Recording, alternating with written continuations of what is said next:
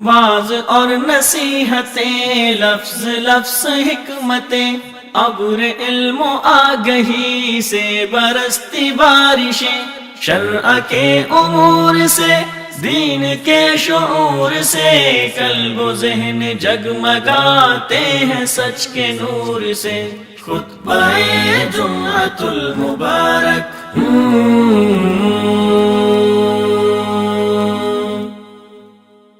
السلام علیکم ورحمۃ اللہ وبرکاتہ۔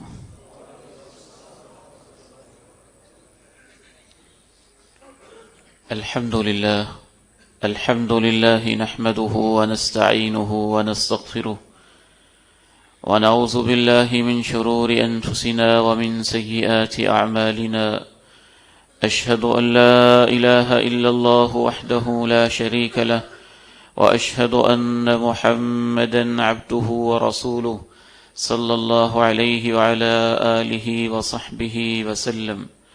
اللهم صل على محمد وعلى آل محمد كما صليت على إبراهيم وعلى آل إبراهيم إنك حميد مجيد۔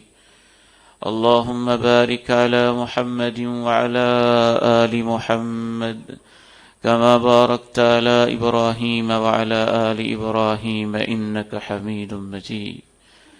رب اشرح لي صدري ويسر لي أمري واحلل عقدة من لساني يفقهوا قولي۔ اللهم طهر قلبي من النفاق وعملي من الرياء ولساني من الكذب وعيني من الخيانة، فإنك تعلم خائنة الأعين وما تخفي الصدور۔ اللهم انفعني بما علمتني وعلمني ما ينفعني وزدني علما۔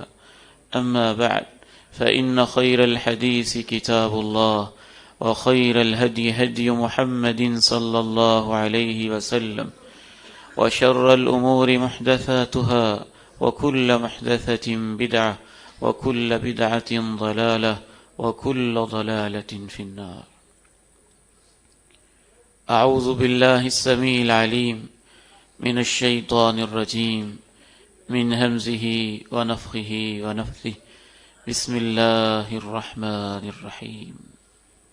كلا إذا بلغت التراقي وقيل من راق، وظن أنه الفراق، والتفت الساق بالساق، إلى ربك يومئذ المساق۔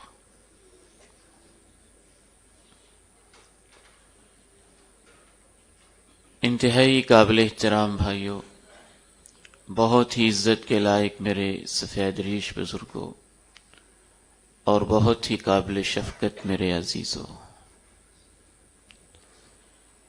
آج کی اس دنیا میں جہاں ہم جی رہے ہیں، انسان کا ایک بہت بڑا مسئلہ یہ ہے کہ آج ہمارے دل سخت ہو چکے ہیں۔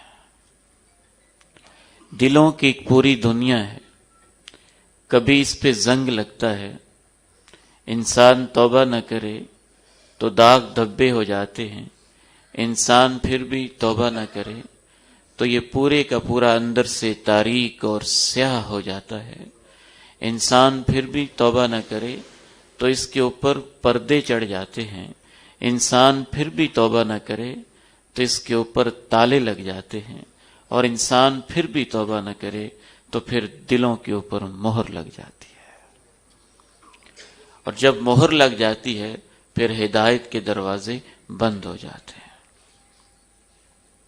یہی وجہ ہے کہ آئے روز کے حادثات کے باوجود اور نت نئے واقعات کے باوجود اور زندگی میں رونما ہونے والے سانحوں کے باوجود ہم ہیں کہ عبرت حاصل کرنے کے لیے تیار نہیں ہوتے ہیں۔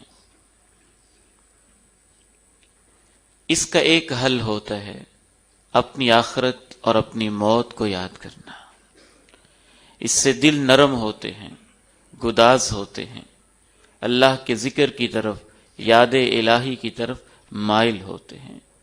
ویسے بھی کچھ مسائل ایسے ہوتے ہیں جو کسی کو درپیش آتے ہیں، کسی کو درپیش نہیں آتے، ان کی اپنی جگہ اہمیت ہوتی ہے، لیکن وہ مسئلہ جو دنیا کے ہر انسان کو پیش آنے والا ہو، وہ انسان کتنا احمق ہوگا کہ وہ اس مسئلے کی طرف کبھی توجہ ہی نہ کرے۔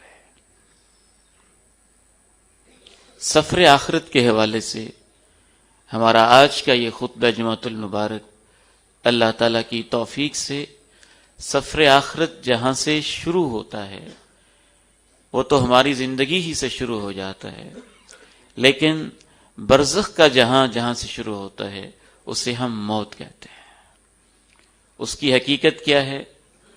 موت کے لمحات شرعی حوالے سے کیا ہوتے ہیں اور ان کو بہتر سے بہترین کیسے کیا جا سکتا ہے، یہ انشاءاللہ آج کی ہماری ملاقات کا عنوان ہوگا۔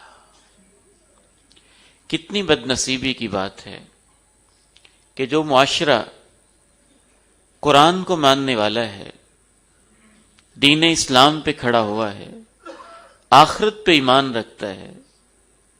گزشتہ ہفتے ہم ایک دوست کے ساتھ ڈسکس کر رہے تھے، ایک MBBS فائنل ایئر کا اسٹوڈنٹ جس کا موضوع ہی یہ ہے کہ انسانی زندگی کیا ہے، انسانی صحت کیا ہے، اس سے ہم پوچھتے ہیں موت کسے کہتے ہیں؟ بیچارہ خاموش، چونکہ اس نے اس تعلیم کو حاصل کیا جو مادیت پرستی کے اوپر کھڑی ہوئی ہے۔ وہ ہماری ضرورت ہے، نو ڈاؤٹ، کوئی شک نہیں، اسے حاصل کرنا امت کے لیے فرض کفایہ ہے، اور ڈاکٹرز اس امت کے محسن ہیں، انسانوں کے ساتھ اچھا سلوک کرنے والے، انسانیت کی زندگی سے محبت کرنے والے ہیں۔ لیکن میں صرف آپ کو اس طرف توجہ دلانا چاہتا ہوں کہ انسانیت جب مادیت پرستی کے اندر ڈوب جاتی ہے تو اسے موت کی حقیقت کا علم بھی 21 سال پڑھنے کے باوجود نصیب نہیں ہوتا۔ بیٹے، آپ نے کہیں کوئی روح کا تذکرہ بھی پڑھا ہے؟ وہ بیچارہ تو اس موت سے واقف ہے جو دماغ کو واقع ہوتی ہے، وہ اس موت سے واقف ہے جس کی علامت یہ ہے کہ نبض نہیں چل رہی، وہ اس موت سے واقف ہے جس کی علامت یہ ہے کہ ہارٹ بیٹ نہیں، وہ اس موت سے واقف ہے جس کی علامت یہ ہے کہ دل گردوں نے کام کرنا چھوڑ دیا ہے، وہ اس موت سے صرف واقف ہے جس کی علامت یہ ہے کہ سانس نہیں چل رہی ہے۔ لیکن حقیقتاً شریعت اسلامیہ بہت خوبصورت انداز میں ائمہ اسلام نے کہا موت اس چیز کا نام ہے جب آپ کے جسم سے روح نکل جائے۔ تو مادہ پرست لوگ تو روح کو مانتے ہی نہیں، تو موت کی اس ڈیفینیشن اور حقیقت کو کیسے مانے؟ شریعت اسلامیہ سب سے پہلے ہمیں یہ بتاتی ہے کہ روح ایک حقیقت ہے، وہ اللہ کی ایک مخلوق ہے، وہ ایک نورانی عالم بالا سے اللہ کے حکم سے اترا ہوا ایک ایسا وجود ہے جو ہمارے جسم میں ماں کے پیٹ میں داخل کیا جاتا ہے تو ہماری زندگی شروع ہوتی ہے، جب اس روح کو نکالا جاتا ہے تو ہماری زندگی، دنیاوی زندگی ختم ہوتی ہے۔ یسألونک عن الروح، یہ آپ سے پوچھتے ہیں روح کیا ہے؟ قل الروح من امر ربی، کہہ دیجئے روح میرے اللہ کا ایک حکم ہے۔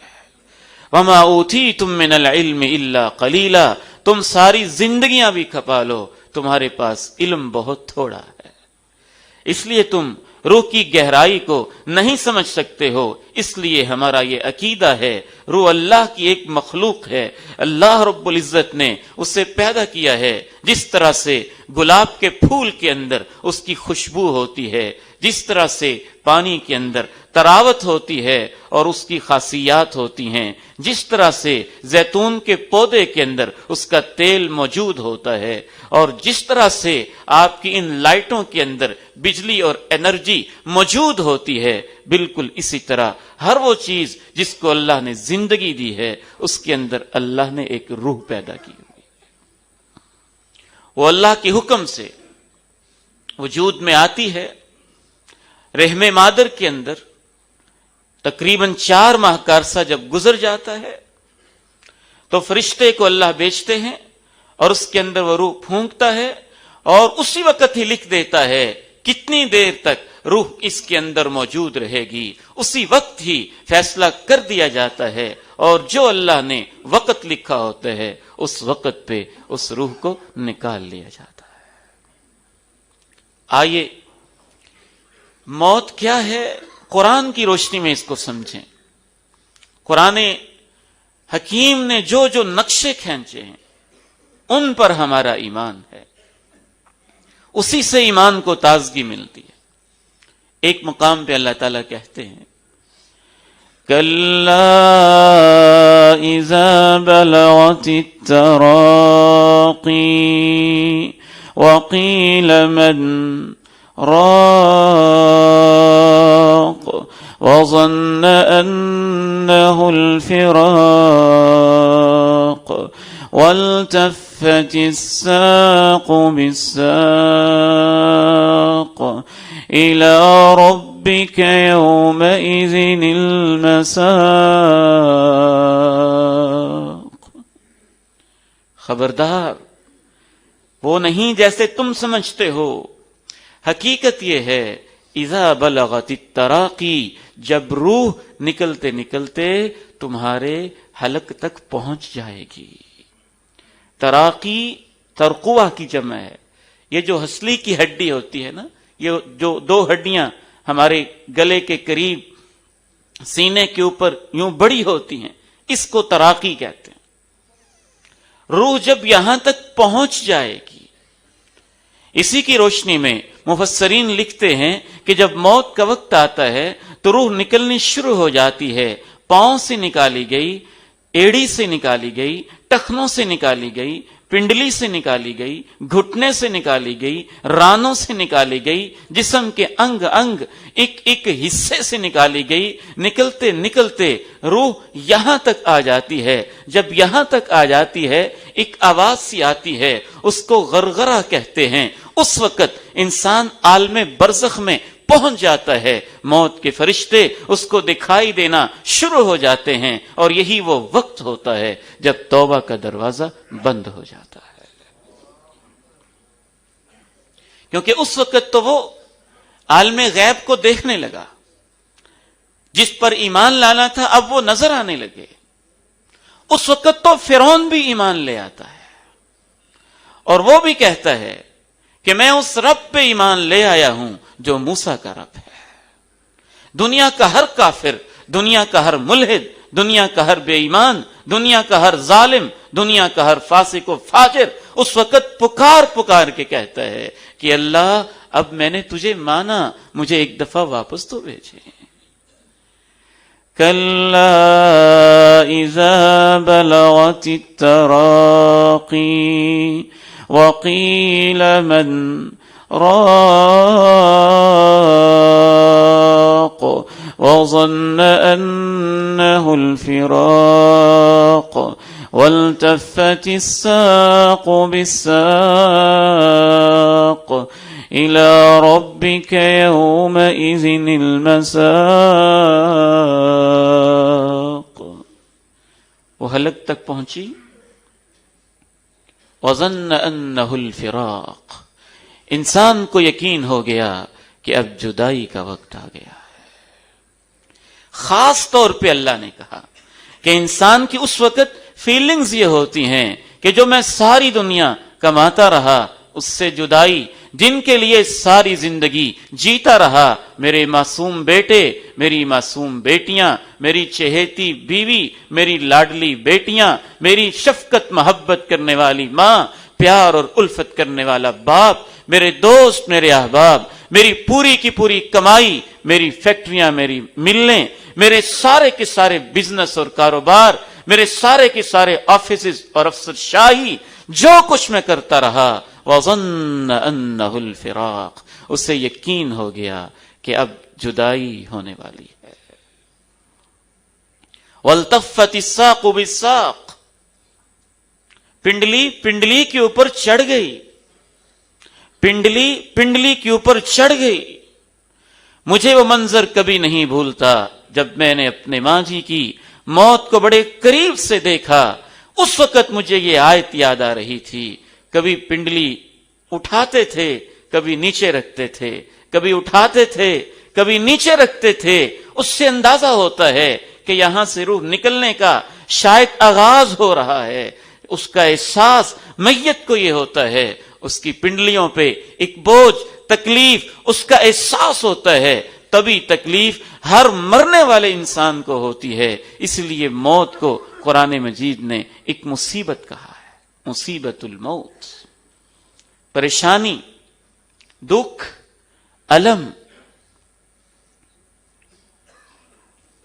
کلا اذا بلغت التراقی وقیل من راق وقیل من راق، اور یہ کہا جانے لگا کون ہے؟ راق، جو دم جھاڑ کر لے۔ کوئی دم، کوئی دعا، کوئی وظیفہ، کوئی آیت، کوئی پھونک، اسے کر دینا، کوئی دعائی، کوئی علاج، کوئی اس طرح کا مسئلہ، یہ کہا جانے لگا۔ کتنا بے بس ہوتا ہے انسان جب وہ اپنی آنکھوں سے اپنے سب سے عظیم باپ کو بچھڑتے دیکھ رہا ہوتا ہے، اور اپنی ماں کو جاتے ہوئے اپنی آنکھوں کے سامنے دیکھ رہا ہوتا ہے، اور اپنے بیٹوں کی پتھرائی ہوئی آنکھوں کو اور اکڑائی ہوئی پنڈلیوں کو اپنی آنکھوں سے دیکھ رہا ہوتا ہے، لیکن وہ کچھ نہیں کر سکتا۔ نہ ہم کچھ کر سکیں، نہ جانے والا کچھ کر سکے۔ اس کو اللہ نے اپنی قدرت کی ایک نشانی قرار دیا ہے، اور اسی لیے ایک مقام پہ اللہ نے اس انداز میں موت کا تذکرہ کیا ہے۔ فَلَوْلَا إِذَا بَلَغَتِ الْحُلْقُومَ وَأَنْتُمْ حِينَئِذٍ تَنظُرُونَ وَنَحْنُ أَقْرَبُ إِلَيْهِ مِنْكُمْ وَلَكِنْ لَا تُبْصِرُونَ فَلَوْلَا إِن كُنتُمْ غَيْرَ مَدِينِينَ تَرْجِعُونَهَا إِن كُنتُمْ صَادِقِينَ۔ ایسے کیوں نہیں ہوتا جب جان حلق کو پہنچ جاتی ہے، اگر تم کسی کے محکوم نہیں ہو تو اسے واپس لایا کرو نا۔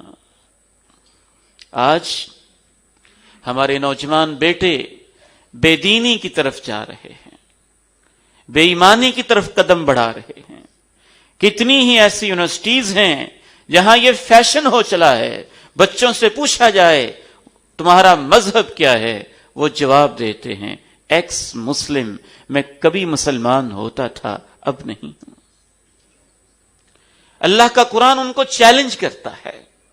اگر تم کہتے ہو کوئی رب نہیں ہے، اگر تم کہتے ہو ہمارے اوپر کسی کا حکم نہیں چل رہا، اگر تم کہتے ہو کائنات کا کوئی خالق نہیں ہے، اگر تم کہتے ہو کوئی مالک نہیں ہے، فلولا اذا بلغت الحلقوم، تو پھر میں تمہیں چیلنج کرتا ہوں اے میرے بندو، جب تمہارے پیاروں کی جانیں حلق تک پہنچ جاتی ہیں، ترجعونها ان کنتم صادقین، اگر تم اپنے دعووں میں سچے ہو کہ کائنات خود ہی چل رہی ہے تو خود ہی چلا کے پھر اس کو نہ جانے دیا کرو، واپس رکھ لیا کرو۔ ہم اس سے تم سے بھی زیادہ قریب ہوتے ہیں، لیکن تم دیکھ نہیں رہے ہوتے ہو۔ فرشتے اللہ کے قریب ہوتے ہیں، بہت قریب آ چکے ہوتے ہیں، لیکن تم نہیں دیکھ رہے ہوتے ہو۔ ایک اور مقام پہ اللہ رب العزت نے موت کا اس انداز میں تذکرہ کیا، کل نفس ذائقۃ الموت وَإِنَّمَا تُوَفَّوْنَ أُجُورَكُمْ يَوْمَ الْقِيَامَةِ فَمَنْ زُحْزِحَ عَنِ النَّارِ وَأُدْخِلَ الْجَنَّةَ فَقَدْ فَازَ وَمَا الْحَيَاةُ الدُّنْيَا إِلَّا مَتَاعُ الْغُرُورِ۔ ہر نفس کو موت چکھنی ہوگی، یہ نہیں کہا موت آئے گی، کہا ہر نفس موت کو چکھے گا، ہر ذی روح چیز موت کو چکھے گی۔ اس کا مطلب یہ ہے کہ قرآن مجید کہتا ہے کہ موت کا کوئی ذائقہ ہوتا ہے، ہر انسان اپنے اپنے اعمال کے مطابق اس کو چکھتا ہے، اس کو محسوس کرتا ہے، اس کی کوئی خاص فیلنگز ہوتی ہیں، اس کا جاتے ہوئے ایک خاص انداز ہوتا ہے۔ شیخ حسان بڑے عظیم ایک عرب عالم ہیں، انہوں نے ایک بڑا عجیب واقعہ سنایا، کیسے کیسے عظیم لوگ دنیا میں ہو گزرے ہیں۔ چند سال پہلے کی بات ہے، وہ امیر آدمی تھا، بزنس مین تھا، تاجر تھا، مالدار تھا، لیکن مسجد سے اور اذان سے اس کو بڑی محبت تھی۔ یہ کسی کسی تاجر کو نصیب ہوتی ہے۔ بیمار ہو گیا، سب سے زیادہ اس بات پہ روتا تھا، اللہ میں نے کون سا گناہ کر دیا ہے کہ اب میں مسجد میں جا کے اذان نہیں کہہ سکتا؟ اللہ میرا کیا قصور، کیا مجھ سے گناہ ہوا ہے جس وجہ سے میں اذان کی نعمت سے محروم ہو گیا ہوں؟ بس اپنے بیٹوں کو یہ کہہ کے روتا تھا، میرا اللہ اکبر کہنے میں جو لطف آتا تھا میں اس سے محروم ہوں۔ کوئی ایسا گناہ مجھ سے ہو گیا ہے کہ اذان کی نعمت سے اللہ رب العزت نے مجھے محروم کر دیا ہے۔ یہ کہتے کہتے تکلیف بڑھتی جاتی ہے، عصر کا وقت آ جاتا ہے، عصر کی نماز کے وقت دائیں بائیں ہر طرف سے سعودی عرب کے ماحول میں اس کو اذانیں سنائی دیتی ہیں، اس کے دکھ میں اور اضافہ ہو جاتا ہے، آنکھوں سے آنسو بہاتا ہے، کہتا ہے اے اللہ میں اذان سے محروم ہو گیا ہوں۔ پتہ نہیں اس کو کیا جوش آتا ہے، اپنے بستر پہ کھڑا ہو جاتا ہے، وہاں اذان شروع کر دیتے، اللہ اکبر اللہ اکبر، اشہد ان لا الہ الا اللہ، اشہد ان محمد الرسول اللہ، حی علی الصلاۃ حی علی الفلاح، اللہ اکبر۔ اذان کہتے کہتے لا الہ الا اللہ پہ پہنچتا ہے اور وہیں اس کی موت واقع ہو جاتی ہے۔ اس کو کتنا ذائقہ ملا ہوگا لا الہ الا اللہ کہنے کا، اس کو کتنی حلاوت ملی ہوگی، اس کے ایمان کی اس وقت کیفیت کیا ہوگی، اور وہ کس ماحول کے اندر اس وقت جی رہا ہوگا۔ امام ابو اسحاق الفزاری رحمہ اللہ تعالی لکھتے ہیں، ہمارا ایک کلاس فیلو تھا، بہت بڑا محدث تھا، بہت بڑا عالم تھا، جید قسم کا اسکالر تھا۔ ہم اس کے پاس بیٹھے ہوئے، اس کی موت کا وقت آیا اور ہم نے لا الہ الا اللہ کا ورد شروع کر دیا۔ ہم اس سے باتیں کرتے، وہ ہم سے باتیں کرتا۔ جب ہم لا الہ الا اللہ کہتے وہ خاموش ہو جاتا، ہم پھر باتیں کرتے، وہ پھر باتیں کرتا۔ ہم کہتے لا الہ الا اللہ، اس کی زبان جیسے گنگ ہو گئی ہو، تالے سے لگ گئے ہوں، خاموش ہو جاتا۔ پھر باتیں کرتے تو باتیں کرتا، لا الہ الا اللہ پڑھتے تو بالکل خاموش ہو جاتا۔ بڑے جتن کے باوجود اس کی زبان پہ لا الہ الا اللہ جاری نہ ہو سکا۔ جب جاری نہ ہو سکا، اس کی اسی حالت میں موت واقع ہو گئی۔ ہم پریشان ہوئے، عالم تھا، محدث تھا، دین کا بہت بڑا ماہر انسان تھا، آخر کیا اس کا جرم ہے کہ لا الہ الا اللہ صرف یہی نہیں کہہ سکا، باقی ساری باتیں کرتے کرتے دنیا سے گیا ہے۔ ہم اس کے گھر والوں کے پاس گئے، انہوں نے بتایا عالم تو بہت بڑا تھا لیکن ماں کا بڑا نافرمان تھا۔ کل نفس ذائقۃ الموت وإنما توفون أجوركم يوم القيامة فمن زحزح عن النار وأدخل الجنة فقد فاز وما الحياة الدنيا إلا متاع الغرور۔ اس کا ایک ذائقہ ہے، ایک تو طبی ذائقہ ہے، جو ہر انسان کو چکھنا پڑتا ہے. بالکل ایسے ہی جیسے بیماری ہے، تکلیف ہے، سر میں درد، آنکھ میں تکلیف، پاؤں میں تکلیف، داڑھ میں، دانت میں تکلیف، چاہے وہ نیک آدمی کو آئے چاہے وہ برے آدمی کو آئے، اسے تکلیف تو محسوس ہوتی ہے.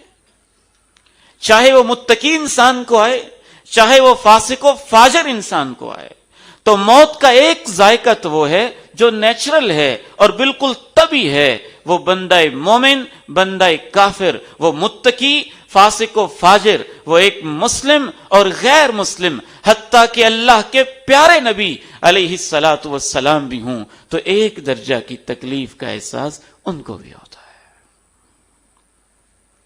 اسی معنی میں اس کو مصیبت الموت کہا گیا ہے.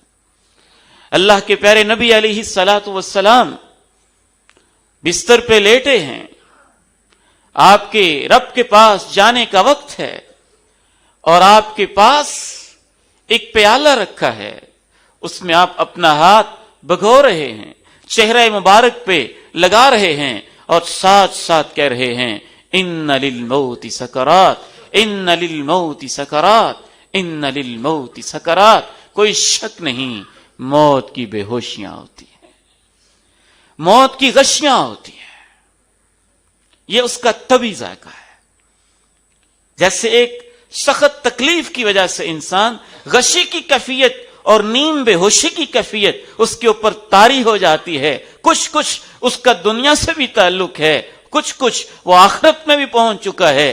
اس طرح کا اس کا ذائقہ، اس طرح کا اس کا ٹیسٹ اور اس طرح کی اس کی فیلنگز ہوتی ہے.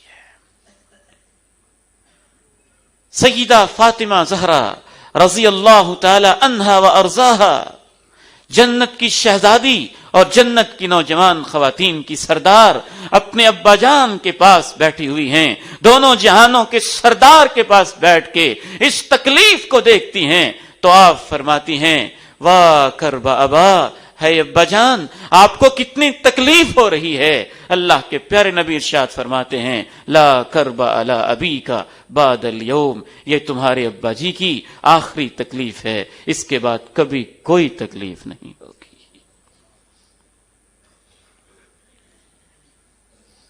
اس کیفیت کو دیکھنے کے بعد صحابہ کہا کرتے تھے کہ اگر کسی انسان کو بعض دفعہ موت کے وقت تکلیف بھی ہو تو ہم یہ نہیں گمان کرتے تھے کہ لازماً یہ کوئی برا آدمی ہے.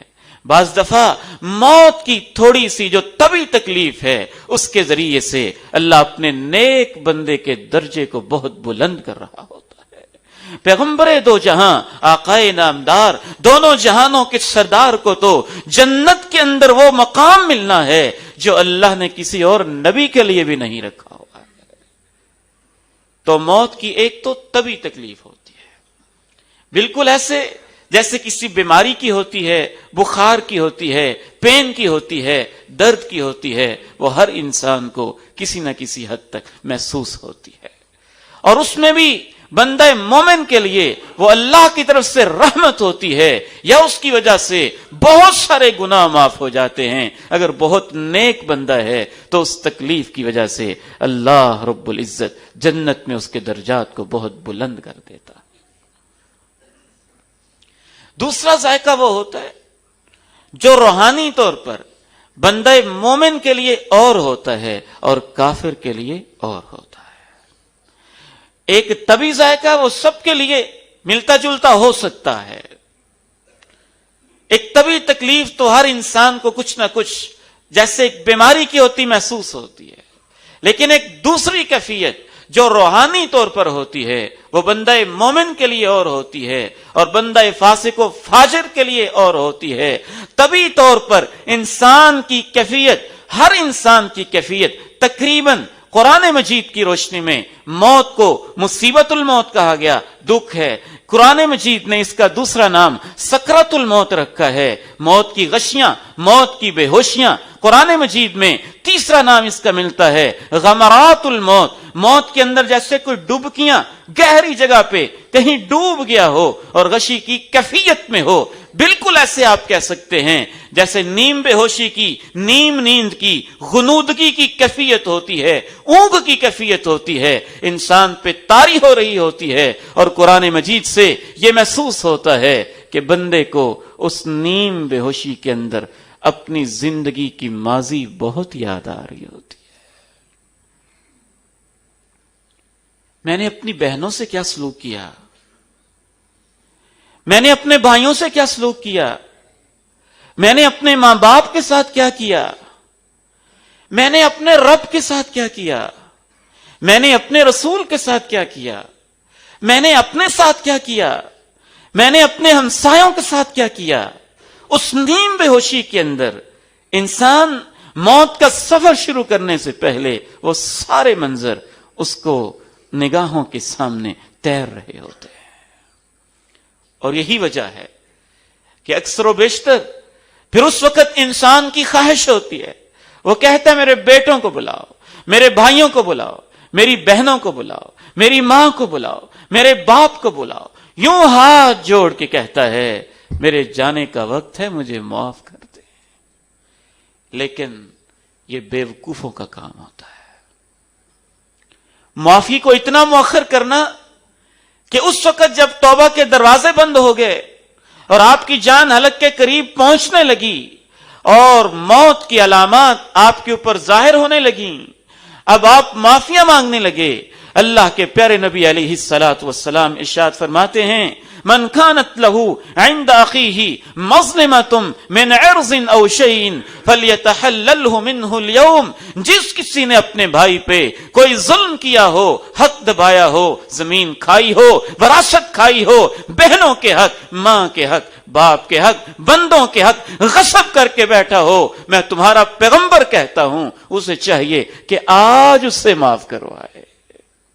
آج یہ الفاظ ہیں حدیث کے، یعنی موت سے پہلے پہلے اس وقت معاف کروانا شاید تب تو فائدہ دے جب آپ نے اپنا پہلے حساب صاف کیا ہو، اور شاید دوسرے معاف کر دیں، اور شاید آپ کو اور زندگی مل جائے تو کچھ فائدہ ہو جائے۔ لیکن اگر ویسے ہی توبہ کا دروازہ بند ہو چکا ہو اور یہاں تک جان پہنچ چکی ہو اور روح حلق کے اندر اٹکی ہوئی ہو، اور اس وقت آپ کو یہ خیالات آ رہے ہوں اور رب سے معافیاں مانگ رہے ہوں، تو تب تو توبہ کے دروازے قرآن کہتا ہے کہ بند ہو جاتے ہیں۔ وَلَيْسَتِ التَّوْبَةُ، ان لوگوں کی توبہ قبول نہیں ہے جو گناہ کرتے رہتے ہیں، حَتَّى إِذَا حَضَرَ أَحَدَهُمُ الْمَوْتِ، یہاں تک کہ جب ان کی موت کا وقت آ جاتا ہے، قَالَ إِنِّي تُبْتُ الْآنَ، تو وہ کہتے ہیں اب میری توبہ، انی تبت الآن، اب میری توبہ۔ وَلَلَّذِينَ يَمُوتُونَ وَهُمْ كُفَّارٌ، اور جو حالت کفر میں مر جاتے ہیں ان کی بھی توبہ قبول نہیں ہوتی ہے۔ يُقْبَلُ تَوْبَةُ الْعَبْدِ مَا لَمْ يُغَرْغِرْ، جب تک انسان کی روح حلق تک نہیں پہنچتی اس وقت تک توبہ کے دروازے کھلے ہوتے ہیں، اور جب جان حلق تک پہنچ جائے پھر توبہ کا دروازہ بند ہو چکا ہوتا ہے۔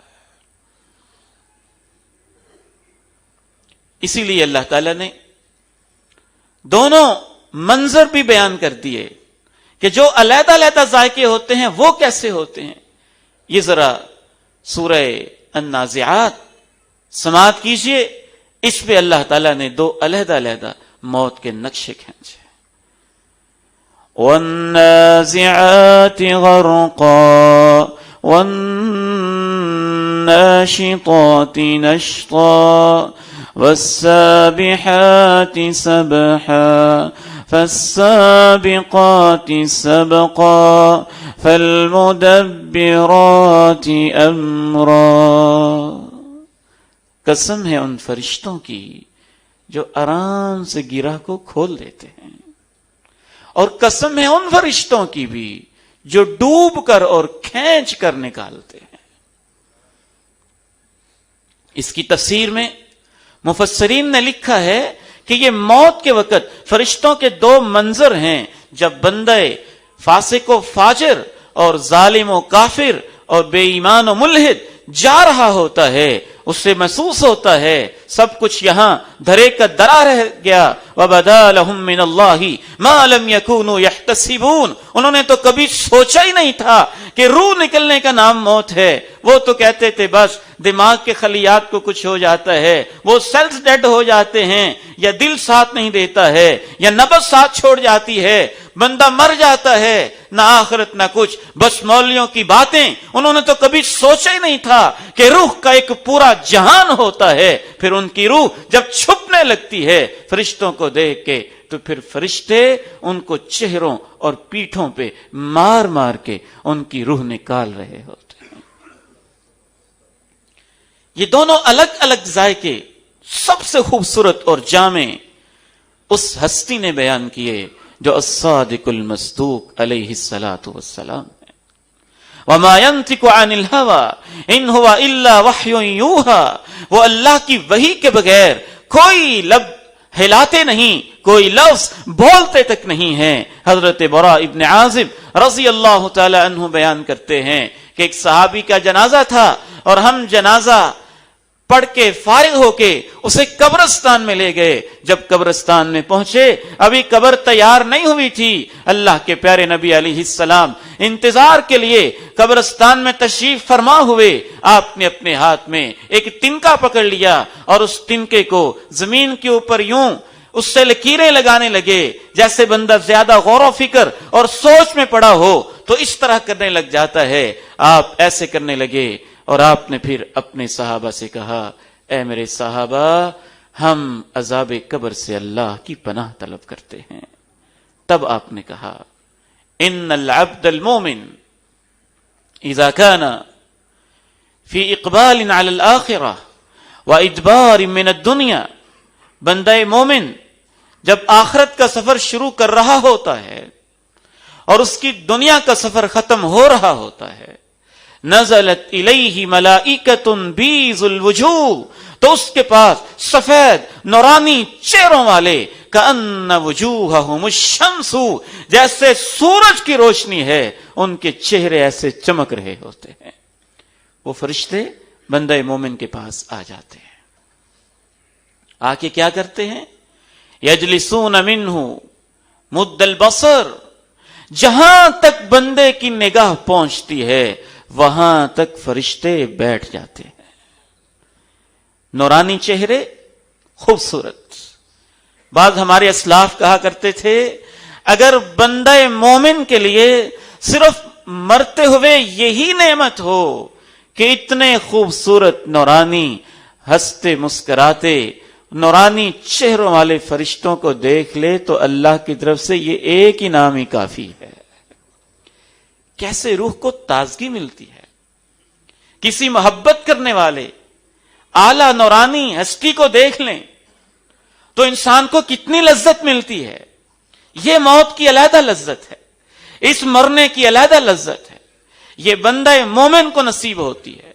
فرشتے آتے ہیں اور فرشتے آ کے وہاں تک جہاں تک اس کی نگاہ پہنچتی ہے وہ سارے کے سارے فرشتے تا حد نگاہ سامنے بیٹھ جاتے ہیں. بیدہم کفن من اکفان الجنہ, ان کے ہاتھوں میں جنتی کچھ ملبوسات, جنتی لباس اور جنتی کپڑے اور کفن ہوتے ہیں. وحنوط من حنوط الجنہ, اور جنت سے لائی ہوئی خوشبو ہوتی ہے. ابھی ملک الموت نہیں آیا. ایک ملک الموت ہوتا ہے, باقی فرشتے اس کے ساتھ ان کی اضافی ڈیوٹیز ہوتی ہیں. اسی لیے قرآن مجید میں ایک جگہ پہ یہ کہا گیا یتوفاکم ملک الموت, ملک الموت تمہیں فوت کرتا ہے, اور ایک جگہ پہ یہ کہا گیا توفتہ رسولنا, ہمارے بھیجے ہوئے فرشتے اس کو فوت کرتے ہیں. یعنی ایک جگہ واحد کا لفظ ہے اور کچھ جگہوں پہ جمع کا لفظ ہے.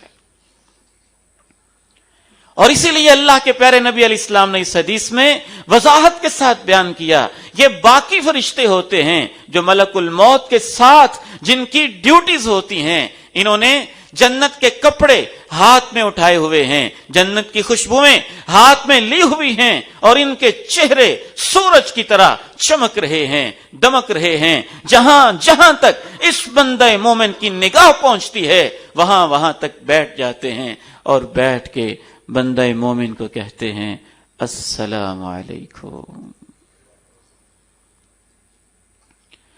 الذین تتوفاہم الملائکہ الذین تتوفاہم الملائکۃ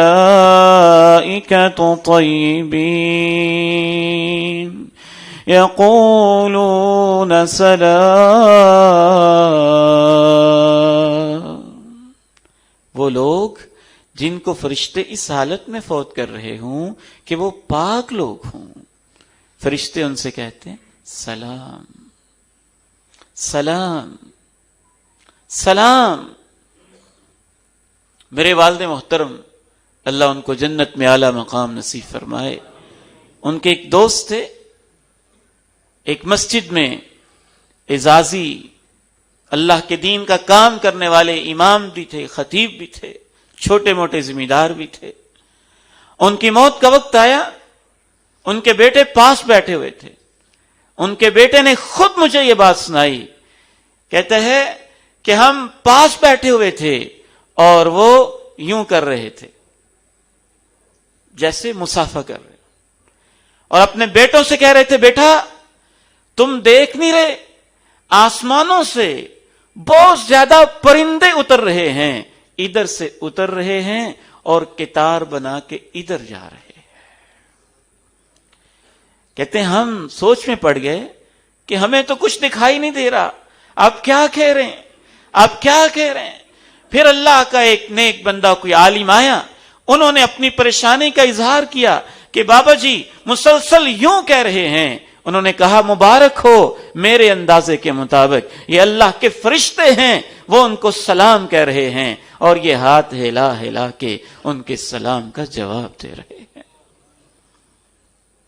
تا حد نگاہ وہ بیٹھ جاتے ہیں، جب وہ بیٹھ جاتے ہیں اس کے بعد ملک الموت آتا ہے، اور ملک الموت میت کے سرہانے آ کے بیٹھ جاتا ہے، وہ اس کے سر کے پاس بیٹھتا ہے، باقی سارے فرشتے تا حد نگاہ اس کی نگاہوں کے سامنے نورانی چہروں کے ساتھ بیٹھے ہوتے ہیں۔ پھر ملک الموت آتا ہے، وہ اس بندے کے سر کے پاس آ کے بیٹھ جاتا ہے اور اس کو بڑی محبت سے کہتا ہے ایتھا النفس الطیبہ فی الجسد الطیب اخرجی الى روح من اللہ وریحان ورب غیر غضبان۔ اے پاکیزہ انسان، کیا اس کے کہنے کا انداز ہوگا، اور انسان اس وقت کیا محسوس کرتا ہوگا جب اس کو آتے بلاتا ہی اس طرح ہوگا ایتھا النفس الطیبہ، او پاکیزہ انسان، تیری آنکھیں پاک، تیرے ہاتھ پاک، تیرے قدم پاک، تیرا دل پاک، تیرا دماغ پاک، تیری سوچیں پاک، تیرا گھر پاک، تیری زندگی پاک، تیرا مال پاک، رزق حلال اور پاکیزہ مال سے پلنے والے، تیرا عقیدہ پاک، تیرا نظریہ پاک۔ اے پاکیزہ انسان، پاکیزہ جسم کے اندر رہنے والے، اے پاکیزہ روح، اخرجی، تیرے جانے کا وقت آ گیا ہے اور اللہ تیرے اوپر بہت خوش ہے۔ روحن، تیرے لیے آرام کا انتظام ہے، وریحان، اور جنت کی خوشبوؤں کا انتظام ہے۔ بعض مفسرین نے کہا کہ اس کا مطلب ہے تیرے لیے آرام کا انتظام ہے اور جنت کے رزق کا بھی انتظام ہے۔ قرآن مجید نے اس طرف اشارہ کیا ہے فَأَمَّا إِن كَانَ مِنَ الْمُقَرَّبِينَ فَرَوْحٌ وَرَيْحَانٌ وَجَنَّةُ نَعِيمٍ وَأَمَّا إِن كَانَ مِنْ أَصْحَابِ الْيَمِينِ فَسَلَامٌ لَكَ مِنْ أَصْحَابِ الْيَمِينِ۔ یہ نیک بندے بھی دو طرح کے قرآن نے بتائے. کچھ تو بڑے ہی نیک ہوتے ہیں, مقرب ہوتے ہیں. مقرب بندہ اس کو کہتے ہیں جو تمام فرائض پہ عمل کرتا ہو, گناہوں سے بچتا ہو, اور حتیٰ کہ شبہ والی چیزوں سے بھی بچتا ہو. یہ مقرب بندے ہیں. ان کو وہ فرشتے آ کے کہتے ہیں اللہ تیرے اوپر بڑا راضی ہے, تیرے لیے آرام کا انتظام ہے, اور جنت کی نعمتوں اور جنت کے رزق کا بھی تیرے لیے انتظام ہے, اور سارے کے سارے اللہ کے مقرب اور نیک فرشتے تیرے انتظار میں ہیں. جب وہ اسے یوں کہتا ہے تو اللہ کے پیارے نبی ارشاد فرماتے ہیں اس کی روح اپنے جسم سے یوں جلدی سے نکلتی ہے جیسے آپ مشکیزہ پانی کا بھرا ہوا اس کو الٹا کریں تو پانی جلدی سے اس کے قطرے گرتے ہیں, ایسے اس کی روح اس کے جسم سے پرواز کر جاتی ہے.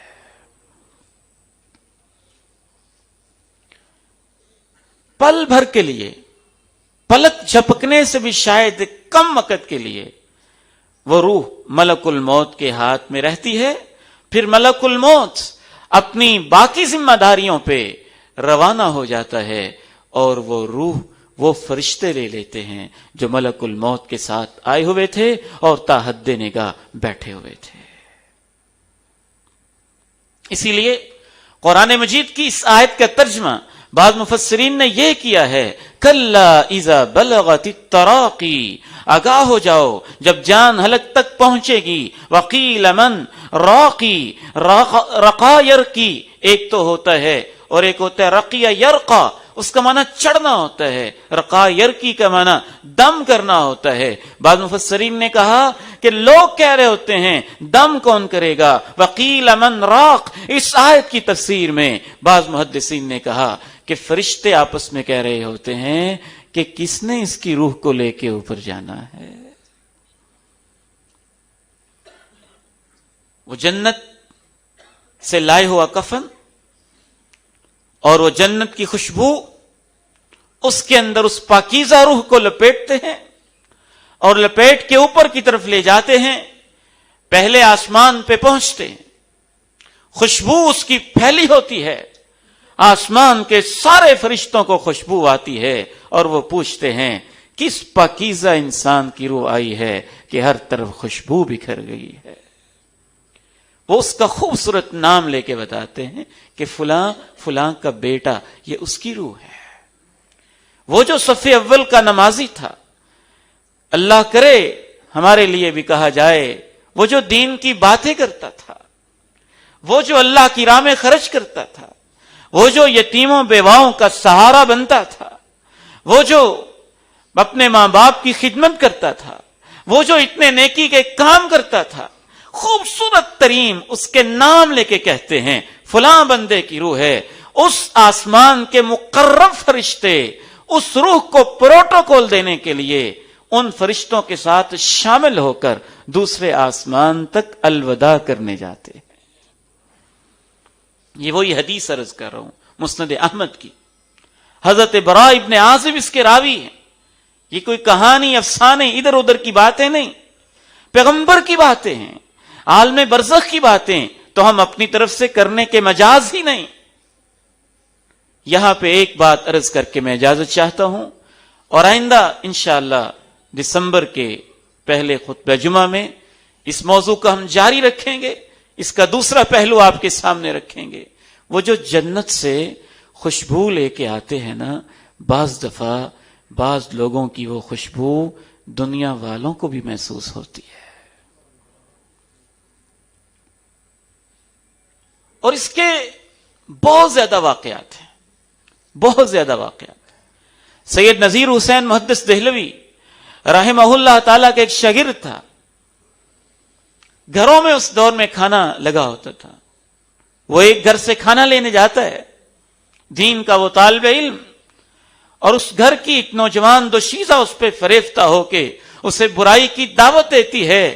وہ اسے کہتا ہے مجھے تھوڑا سا موقع دیں, مجھے واش روم جانا ہے, قضائے حاجت کا مسئلہ ہے. وہ اسے اجازت دیتی ہے, قضائے حاجت کے بہانے جاتا ہے, اور قضائے حاجت کرنے کی بجائے گندگی اپنے جسم کے اوپر مل کے واپس اس کے پاس آ جاتا ہے.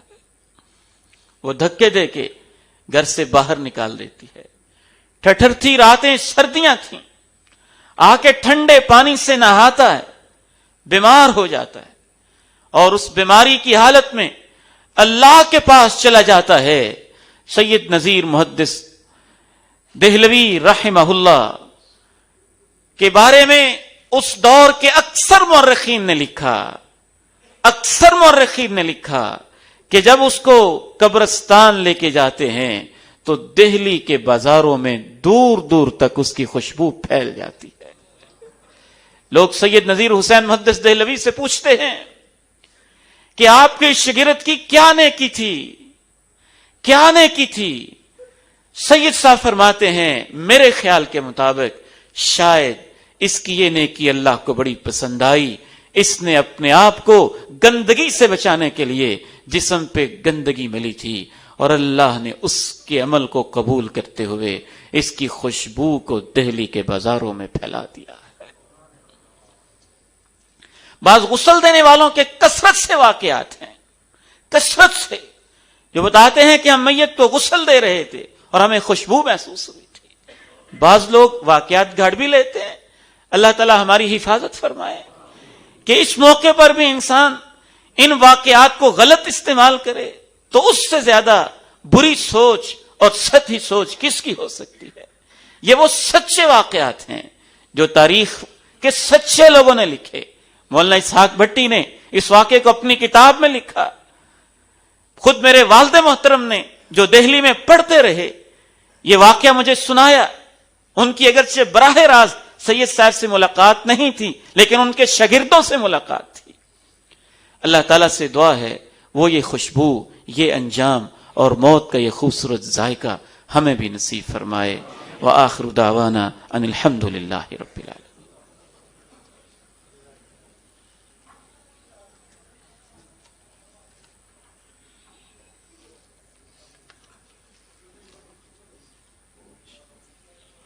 اللہ اکبر کبیرہ.